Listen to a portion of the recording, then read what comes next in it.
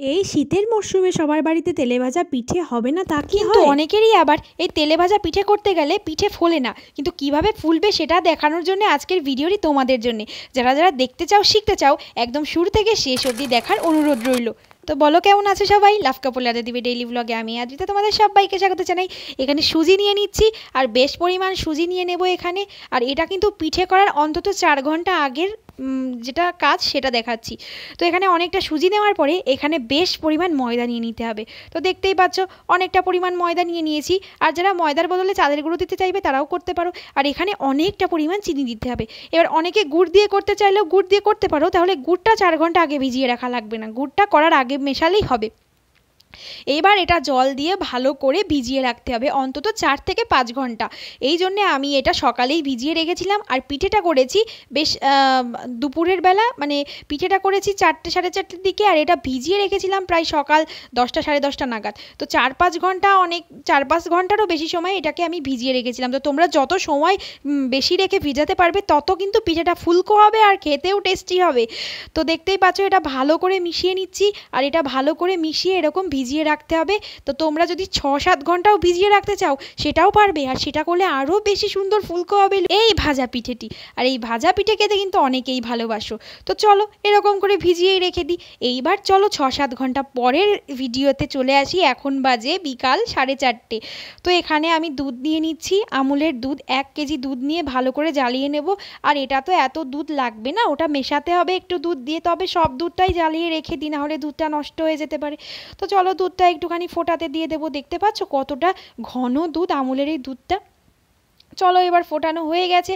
আর এইবার উষ্ণ গরম থাকা অবস্থায়, বেশি গরম দেবে না, উষ্ণ উষ্ণ যখন গরম ভাব হবে তখনই এইবার দেখো, দেখতে পাচ্ছ তখন কেমন ভিজিয়েছিলাম আর এখন ফুলে কতটা হয়ে গেছে। ফোলার কারণ হচ্ছে সুজিটা, এই জন্যে বেশিক্ষণ সময় ভিজিয়ে রাখতে হয়।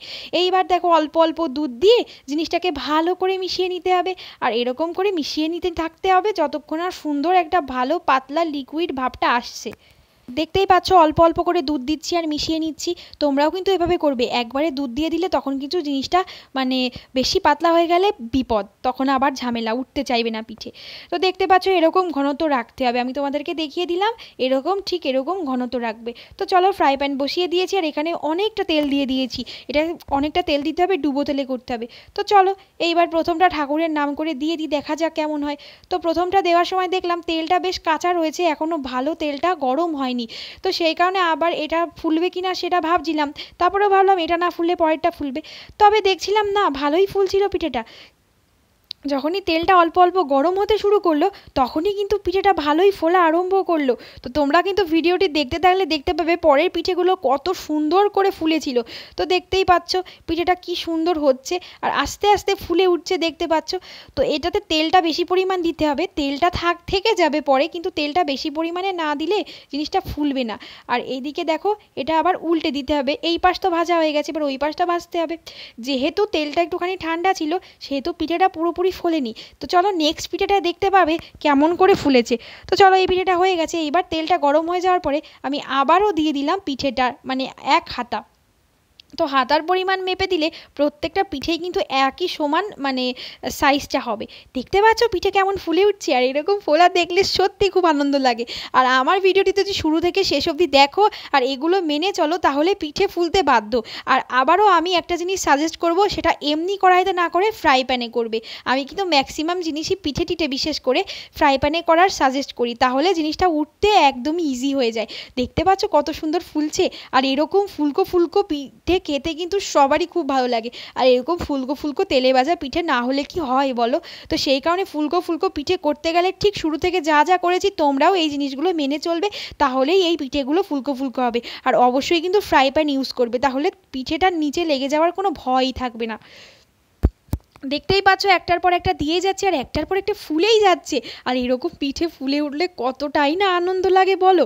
তো দেখতে পাচ্ছ, আর আমারও কিন্তু খুব আনন্দ লাগছিল পিঠেগুলো এরকম ফুলে উঠছিল বলে। তো দেখতে পাচ্ছ একটার পর একটা পিঠে দিয়েই যাচ্ছি। তো চলো এটাও তো হয়ে গেল, আবার আর একটা দিয়ে দিই। আর এইটা দেওয়ার সময় যা মনে আনন্দ লাগছিল যে এটাও তো ফুলে উঠবে। এবার কিছুক্ষণ পরে দেখো কি সুন্দর ফুলে উঠেছে। আর এইবার এটা যখন উল্টে দেবো সেই কালারটা দেখো, আর এইটা দেখো কি সুন্দর হয়েছে উল্টে দেওয়ার পরে। এটা জাস্ট দুর্দান্ত হয়েছিল। সত্যি বলছি, এরকম পিঠে খেতেও কিন্তু সুন্দর লাগে আর মনেও অনেক আনন্দ লাগে। তো দেখো আবার একটুখানি বেশি পরিমাণে তেল দিয়ে নিয়েছি, দিয়ে নিয়ে আবার পিঠেটা দিয়ে দিলাম। আর পিঠেগুলো কিন্তু খুব সুন্দর করে ফুলে উঠছিল। আর ডুবো তেলে না ভাজলে কিন্তু ফুলবে না, সেই কারণে আমি বারবার বলছি, সাজেস্ট করছি যে ডুবো তেলে দিয়ে পিঠেটা ভাজবে। তেলটা তো তোমার নষ্ট হচ্ছে না, থেকেই যাচ্ছে। তো ডুবো তেলে না দিলে কিন্তু পিঠেটা ফুলবে না, মাঝখান দিয়ে ফেটে যাবে। তো এই জন্য ডুবো তেলে দিয়েই পিঠেগুলো ভাজবে। দেখতে পাচ্ছ ডুবো তেলে দিয়ে কি সুন্দর ফুলে উঠছে আর ফুলকো ফুলকো পিঠে হচ্ছে। এরকম তেলে ভাজা পিঠে কিন্তু কার ঘরে হয় না বলো? আর অনেকেই কিন্তু এরকম ফোলাতে পারো না, তো ফোলানোর টেকনিকগুলো প্রথমেই দেখিয়ে এসেছি। তো সেই কারণে ভিডিওটি যারা যারা আবারও নতুন করে দেখতে চাইছো, বিশ্বাস হয়েছে যে আমার পিঠেগুলো ফুলছে, তারা আবারও একটুখানি শুরু থেকে দেখে আসো যে কত সুন্দর হয়েছে। চলো আবারও দিয়ে দিই। আর এরকম একে একে কতগুলো পিঠে হচ্ছে, কি আনন্দ লাগছে। আর এখনই তো পিঠে খাওয়ার সময়, এই ঠান্ডায় ছাড়া কখন পিঠে খেতে হবে। আর এই সময় ঘরে ঘরে এই পিঠেটা কিন্তু থেকেই থাকে, এই তেলে ভাজা পিঠেটা। আর খেতেও কিন্তু সত্যিই সুস্বাদু হয়। আর মিষ্টিটা একটু বেশি দিলে কিন্তু কোনো কথাই নেই। তো মিষ্টি যতই বেশি দাও না কেন, ফ্রাই প্যানে করলে কিন্তু কোনো ভয় নেই। আর দেখতে পাচ্ছ কত টকবক করে কি সুন্দর ফুটছে, আর খেতেও কিন্তু খুবই সুন্দর হয়েছিল। তো চলো, সব পিঠে করা হয়ে গেছে, এবার দেখতে কেমন লাগছে সেটাই তোমাদেরকে দেখাই। তো বলো কেমন হয়েছে। আর যাদের যাদের ভালো লাগলো অবশ্যই কমেন্ট করে জানিও। আজকের মতো ভিডিও এখানেই শেষ করবো, দেখা হবে নিউ ব্লগে। সবাইকে টাটা।